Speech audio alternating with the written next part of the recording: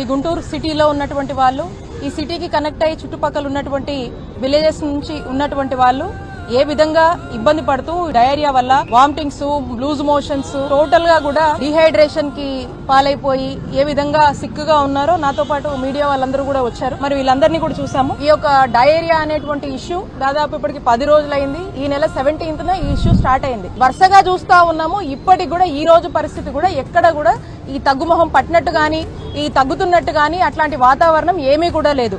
పేరుకి మనం చూసినట్టయితే మన గుంటూరు జిల్లాలో పెద్ద పెద్ద నాయకులు ఉన్నారు, మంత్రులు ఉన్నారు, మరి ఇక్కడ ఎమ్మెల్యేలు ఉన్నారు. ఎవరు కూడా ఏ మాత్రం కూడా చిత్తశుద్ధి ఈ యొక్క డయేరియా విషయంలో గానీ ఈ ప్రాంత ప్రజలకి వాళ్ళకి కావాల్సినటువంటి మెజర్స్ తీసుకోవడంలో గానీ ఏ మాత్రం కూడా చిత్తశుద్ధి చూపించలేదనేది స్పష్టమవుతా ఉంది.